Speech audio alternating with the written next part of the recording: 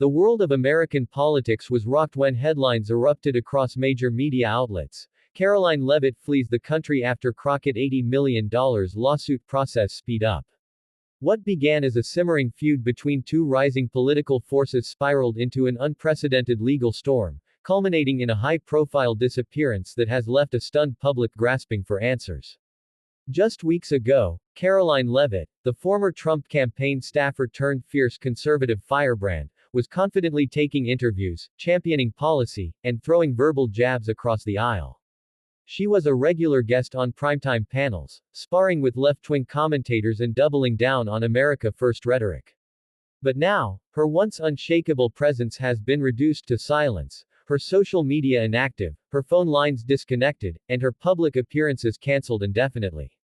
Sources close to the legal proceedings confirm that Congresswoman Jasmine Crockett's $80 million defamation and damages lawsuit against Leavitt, previously expected to drag out for months, had a dramatic procedural acceleration after a bombshell motion was accepted by a federal court in Washington, D.C. Court officials stated that surveillance footage, private communications, and financial records had been introduced as new evidence, creating a swift and explosive shift in momentum. The lawsuit stemmed from a months-long smear campaign that Leavitt allegedly waged against Crockett, claiming involvement in international lobbying scandals, election interference plots, and criminal financial activity. Crockett, who had already weathered political storms throughout her tenure, decided to fight back, not with soundbites, but with the full force of the legal system. What made the case particularly volatile wasn't just the staggering $80 million in damages being sought. It was the fact that Crockett had obtained cooperation from whistleblowers, internal Republican consultants, and at least one digital forensics team that traced the dissemination of fabricated documents back to accounts allegedly managed by a PAC affiliated with Leavitt. As the lawsuit entered high gear, Leavitt's team initially dismissed it as political theater. Her legal spokesperson referred to the suit as another weaponized liberal stunt meant to suppress conservative voices.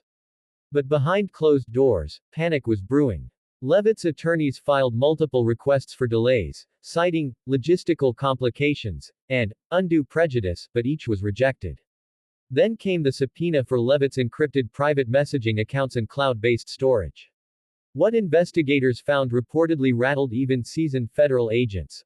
Audio clips of strategy sessions discussing maximum public damage, keyword targeting plans to destroy reputations, and disturbing references to data manipulation tactics that bordered on illegal interference. With the public clamoring for justice and media turning its full attention to the case, federal marshals were reportedly preparing to serve Leavitt with a travel restriction order. But when they arrived at her known address in Portsmouth, New Hampshire, they found the house dark, the mailbox overflowing, and the garage empty. Neighbors claimed they hadn't seen her in over a week. Within hours, reports surfaced from a small regional airport in upstate New York. A private jet registered under a shell company connected to a Leavitt donor had departed for Dubai, with a female passenger matching Caroline's description on board. Officials have yet to confirm her precise location, but several sources believe she's seeking refuge in the United Arab Emirates, a country with no formal extradition treaty with the United States. The reaction was immediate and deafening. Democrats erupted in fury, accusing Leavitt of running from accountability. This is cowardice in its highest form, Crockett declared in a press conference. You don't flee the country unless you've got something massive to hide. Meanwhile, Republican figures scrambled to distance themselves. Several former allies scrubbed tweets of support, and at least two conservative networks quietly pulled old interviews from their streaming libraries. Former colleagues anonymously told reporters that Caroline always played close to the line, and that her fall was inevitable. Conspiracy theorists on both sides erupted. On fringe conservative forums, some claimed she was framed by deep state operatives. On liberal subreddits, users speculated that Leavitt had been part of a broader influence network, and that her departure was orchestrated to avoid deeper exposure. But beyond the noise and speculation, the core of the legal matter still remains, a sweeping lawsuit, backed by piles of evidence, against one of the most high-profile young political voices in America. And while Caroline Leavitt might have hoped to escape scrutiny by crossing oceans, the storm she helped create is not one that will easily fade. In her absence, federal prosecutors have reportedly begun exploring potential criminal charges related to obstruction, cyber misconduct, and coordinated misinformation campaigns. A senior DOJ official, speaking under condition of anonymity, said, "Flight doesn't stop investigation, it accelerates it." Meanwhile, Crockett has become an unexpected national figure. Once known primarily for her sharp debate skills and progressive advocacy, she is now being hailed as a warrior for truth by her supporters. Major publications have offered glowing profiles of her rise, resilience, and refusal to be intimidated. "Caroline thought she could smear me and walk away clean," Crockett said in an interview with The Atlantic. "But I'm here to tell every young woman in politics, especially black women, you can fight back.